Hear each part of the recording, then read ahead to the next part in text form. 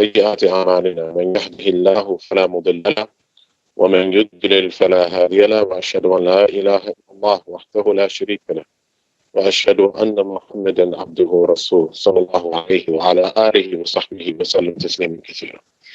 This is another lesson that we're having reading from Nasihati lin-Nisa by Sheikh Abdullah al-Wadi'iyya Hafizahullah Ta'ala.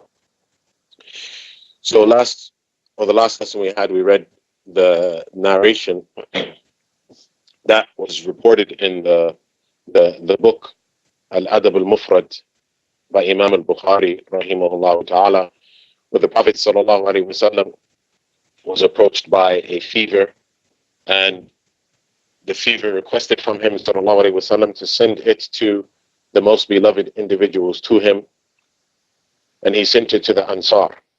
He sent it to the Ansar, and we mentioned that hadith last week. And Abdullah al-Wadi'iyya Hafizahullah Ta'ala, she mentioned that look at the stance of the Sahaba, how they were willing to endure illnesses and difficulties and all of these things, and how they did this to seek the pleasure of Allah and the reward from Allah Azza wa Jal. And before that, we had mentioned the hadith of the Prophet sallallahu alaihi wasallam, how he used to go to the house of Haram bint Milhan, and obviously this would be done with the proper etiquettes, and we mentioned that she was married to Ubadah bin Samit, and actually this Haram bint Milhan, she was the sister of Sulaim. She was the sister of Sulaim, meaning she is the aunt of Anas bin Malik. And we know that Sulaim, radiyallahu ta'ala anha, she has many mawaqif. She has many wonderful things that are mentioned about her in her life story, how she entered into Islam, and her husband, who is the father of Anas bin Malik, and his name is Malik bin Nudr. The father of Anas bin Malik, Malik bin Nudr, he was still upon shirk. And the mother of Anas bin Malik, Sulaim, she entered into Islam, and she used to teach Anas bin Malik to say the Shahada. She used to teach Anas bin Malik radiyallahu anhu to say the Shahada, and her husband Malik bin Nudr, he used to say, don't teach him that, you are destroying him. And she said, I'm not destroying him. And his father, Malik bin Nudr, the father of Anas bin Malik, he left, because they're from amongst the people of Medina. He left Medina, and on the outskirts of Medina, some enemies of his tribe came up to him and killed him. So he died upon kufr. The father of Anas bin Malik died upon kufr, and then she was a widow. So Sulaim. So then she was approached by Abu Talha. And he wanted to marry her, but he was still upon shirk. So she said to Abu Talha, you're the type of man who a woman does not reject, but I am a believer.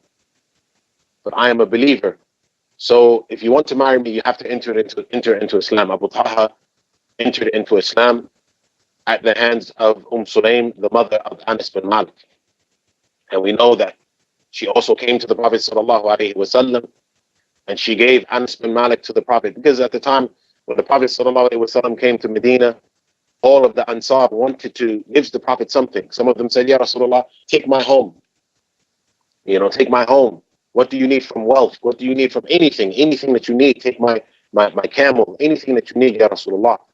So Sulaim, not finding much to offer to the Prophet sallallahu alaihi wasallam, she offered her son, Anas bin Malik. And we know that Anas bin Malik radiyallahu anhu, he became from the most knowledgeable from amongst the Sahaba. And one time the Prophet sallallahu alaihi wasallam was supplicating for his companions, and Sulaim was present. And she said, Ya Rasulullah, what about my young boy? So the Prophet sallallahu alaihi wasallam supplicated for him that he would have a long life upon obedience, and that Allah would increase him in his wealth, and Allah would increase him in his children.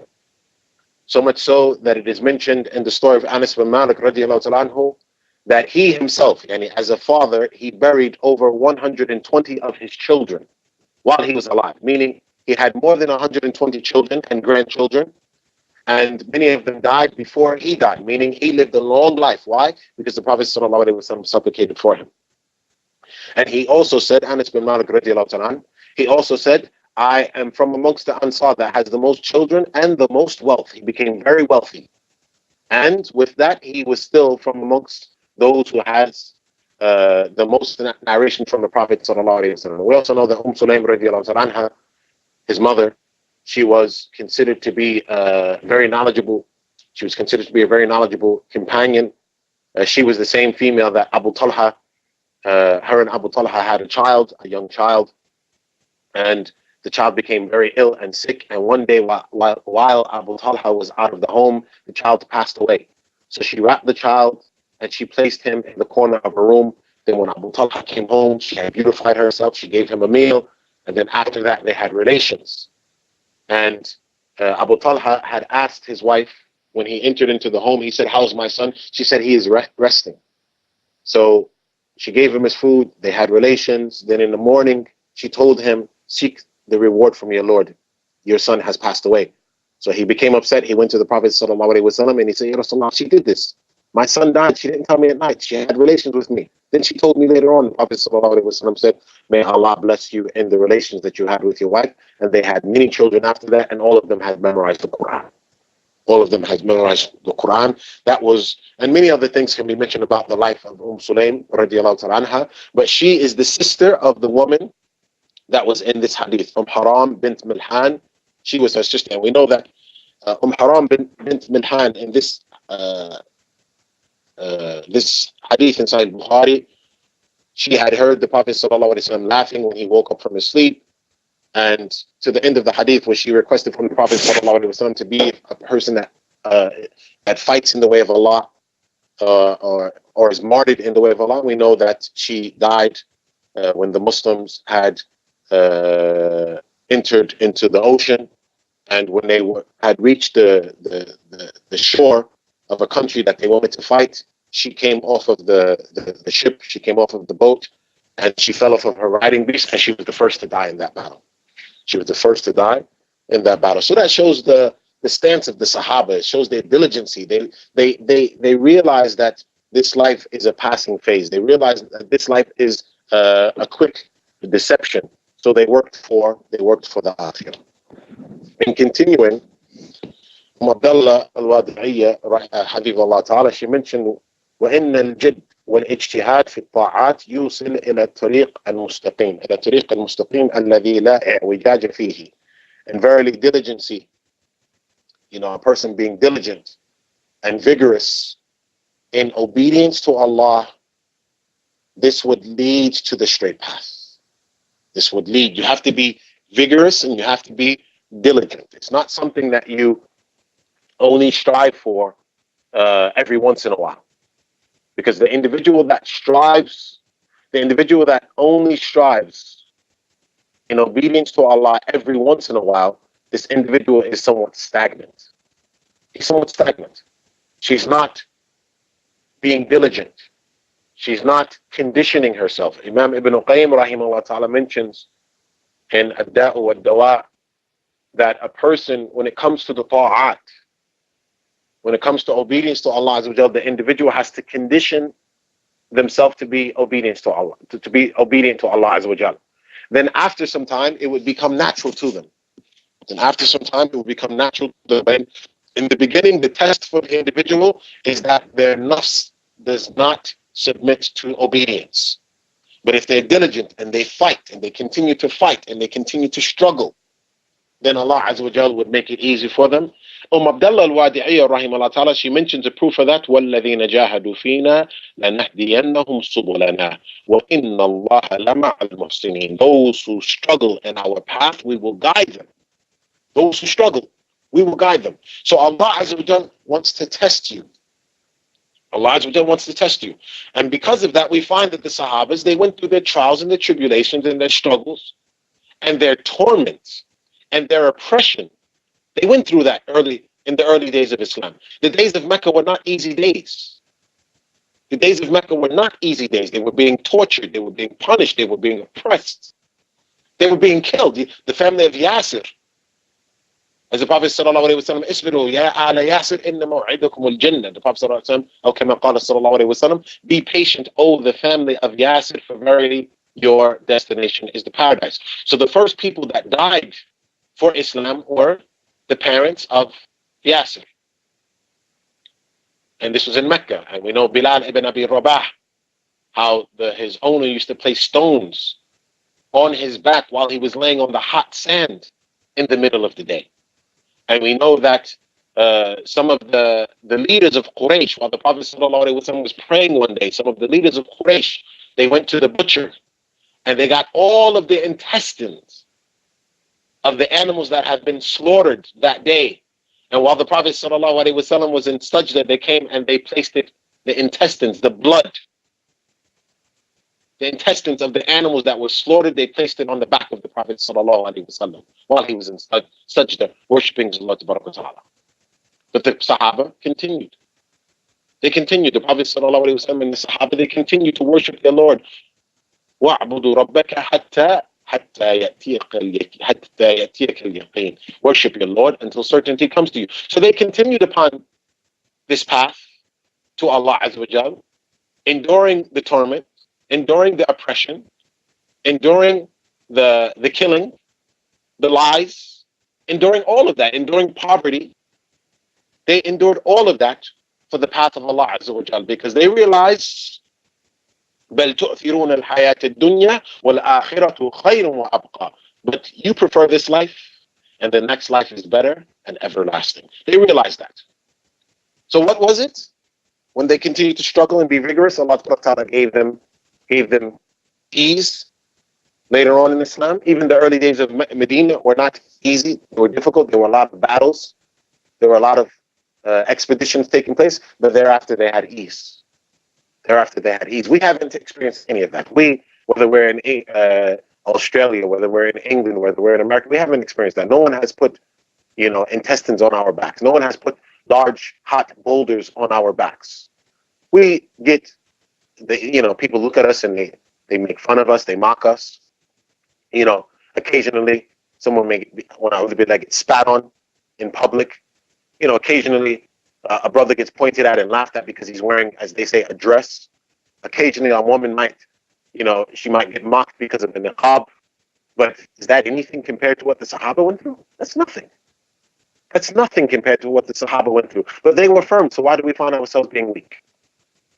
They had certainty, why do we find ourselves doubting? This is something that must be contemplated by our sisters. As she's mentioned, and the amr of Allah, the order of Allah, Allah has ordered this. Allah has ordered in Surah Al-Hajj that we struggle. وَجَاهَدُوا فِي اللَّهِ حَقَّ جِهَادِ, and fight in the way of Allah, the true fighting. Fight in the way of Allah, the true fighting. And the true fighting is that you fight yourself in obedience to Allah Azza wa Jal and abstaining from that which is haram. والنبي صلى الله عليه وسلم قال كما في صحيح مسلم عن أبي هريرة رضي الله تعالى عنه. The Prophet ﷺ mentioned, as is reported in Sahih Muslim on the authority of Abu Hurairah, احرص على ما ينفعك واستعن بالله ولا تعجز. Be diligent in accomplishing that which will benefit you, and seek assistance from Allah, and do not be disabled. Meaning, do not consider yourself that you don't have the ability to do something. Now, we have to fight for it. We have to fight to get up at night in prayer. We have to fight to keep the niqab on. We have to fight to study and learn our religion. We have to fight. Yes. Today, nowadays, so many distractions and this and that. You have to fight. You have to put time aside. You have to have the desire. I want to learn this religion. I don't want my level of knowledge a year from now to be the same as it is now, or even less, because we forget things. Think about that. Contemplate over that, my sister. You've been Muslim for 5 years. You've been Muslim for 10 years. Year after year, does your knowledge increase? And what is the amount of increase? Yani I've learned two more surahs. From where? From the end of the Quran. 2 years and you've only memorized two surahs from the end of the Quran? How many mutun have you memorized? Surah Thalatha. How many pages? Some of us, subhanAllah, we've been on 2 pages of Surah Thalatha for 3 years now. So when are you going to finish it? In 10 years? When are you going to finish it? In 10 years? Ali ibn Abi Talib radiallahu ta'ala said, if the sun rises and sets on a day and I have not increased in knowledge, there is no barakat for me in that day. There's no barakat for me in that day. The barakat, the blessings are in knowledge, because knowledge brings about actions. باب العلم. قال الإمام البخاري رحمه الله تعالى باب العلم قبل القول والعمل. Imam al-Bukhari rahimahullah ta'ala said in Surah Thalatha by Sheikh Muhammad ibn Abdul Wahhab, he mentions the statement by Imam al-Bukhari, actions before, or knowledge before actions and statements. فَبَدَأَ بِالْعِلْمِ, he mentioned the proof, فَاعْلَمْ أَنَّهُ لَا إِلَهَ إِلَّا اللَّهُ وَاسْتَغْفِرْ لِذَنْبِكَ ثُمَّ قال فَبَدَأَ بِالْعِلْمِ قبل القول والعمل. So he began with knowledge before statements and actions. So the reason why you're not increasing in actions, because you're not increasing in knowledge. Knowledge mandates actions. When you learn more and you realize that Allah has blessed you, you want to do more. You want to show gratitude. Oh, the family of Dawood, act up with gratitude. Act with gratitude. So as you increase, and we know that feeling that we used to get in the beginning of Islam, where we learned something new, we were so grateful. I want to implement it. I want to stand in prayer tonight. I want to show gratitude to Allah for increasing me in knowledge. But if the knowledge slows down or becomes stagnant or decreases, we find that our actions do the same. Abdullah said, فَقَوْلُهُ اِحْرِصْ عَلَى مَا يَنْفَعَكَ. The statement of the Prophet ﷺ, be diligent in that which benefits you. يَنْفَعُكَ فِي دُنْيَاكَ وَآخِرَتِكَ. Meaning, you should be diligent in that which benefits you in this life and your hereafter. وَقَوْلُهُ وَلَا تَعْجَزْ. And the statement of the Prophet ﷺ, do not be disabled. Do not be in a position where you feel that you cannot do something. نَحْيٌ عَنِ الْعَجْزِ. This is the Prophet ﷺ is forbidding this thing. على أن العجز قد يكون أحوال من الكسل. And not having the ability to do something is easier than laziness. فإنه قد يكون بسبب مرض أو شيخوخة أو نحو ذلك بخلاف الكسل فإنه مذموما مطلقا. يعني not having the ability to do something is easier than laziness, because not having the ability, maybe at times you don't have the ability because of an illness or because of old age. You don't have the ability to do something at times. But as soon as you have free time, as soon as that disability is removed, you go back to your obedience to Allah. You go back to your diligency. But laziness is worse, because you're just not willing to do it. So now reflect, contemplate, sis. What is your affair? Why don't you wake up at night? Why don't you want to study? Why are your books on the shelves receiving dust year after year? Why? Because of laziness. Laziness is absolutely disliked. Well, kasal did the nashat, and laziness is the opposite of acting, of vigor. وقد كان النبي صلى الله عليه وسلم يستعيذ بالله منهما. And verily, the Prophet صلى الله عليه وسلم used to seek refuge in Allah from the both of them. And subhanallah, laziness and inability. Laziness and the person just not having the ability. A person might think, well, I work too much, so I don't have the ability. No, you have the ability, but you don't do it. You have books, but you don't read. That means you have the ability. And maybe you're not lazy. But maybe you just, you feel that you don't have enough time, or your schedule, or the likes of that. No, you have to make the time. And what does Allah say? Whoever struggles, we will guide them to our path. And this is something that we must believe. And she mentions the statement of Imam Ibn Qayyim rahimahullah ta'ala in Miftahu Dar Sa'ada, that al-ghafla and al-kasal huma asl al-hurman. She mentions that, or Ibn Qayyim rahimahullah ta'ala mentions that negligence and laziness are the origins of a person not doing things. Negligence and laziness. Naam. That statement of Ibn Qayyim rahimahullah ta'ala should be written in gold. negligence. Yes, sis, we understand you have children. We understand that you have children, 4, 5, 3. But if you organize your time properly, if you had routine in your life, you would find that you would have much more barakah in your time. You would find that you would have much more barakah in your time. You have to routine yourself. And what brings that about? What brings that about is you understanding the importance of you becoming knowledgeable and learning your religion. So there is no excuses. You say to yourself, I got 4 kids. Allah Azza wa Jal has blessed me with 4 kids. But does that mean I can no longer learn the Quran? Does that mean I can no longer memorize? Does that mean I can no longer stand in prayer at night? No, I'm not going to accept it. Abdullah al-Wadi'iyya, the author of this book, has more than 5 children. And she's a wife. Right? It's a person saying, there's no excuses. There's a person saying there's no excuses. I have 5 children, I'm going to organize myself. Because I'm not going to let anything get in my way of pleasing my Lord Ta'ala. So I organize my time. I make sure my children go to bed at night, 8 o'clock. Your children should not, no way should your children be up at 10, 11 o'clock at night, 12 o'clock at night. Your children shouldn't be up at that time. When is there going to be time for you to worship your Lord? When is there going to be time for you to read books, memorize Quran, memorize mutun? When is there going to be time for you to stand up in prayer at night if your children are up until 10, 11, 12 o'clock at night? No. Put the children to bed at 8, 8:30. Then spend some time with your husband. Then lock off and go do some studying. Go do some ibadah. Or go to bed early so that you can do like Imam al-Khatib rahimahullah ta'ala mentioned that the best time for reviewing and the likes of that is early before Salat al-Fajr. So go to bed early. Put your children to bed by 8:30.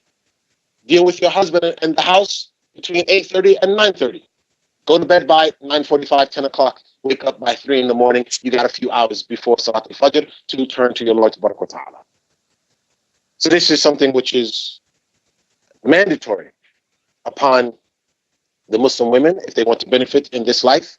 If they want to benefit in this life with something, or if they want to gain in this life that which would benefit them in this life and the next. That's what we have for today's lesson. بإذن ta'ala, we will continue next week. وصلى الله وسلم وبارك على نبينا محمد وعلى آله وصحبه وسلم تسليما كثيرا.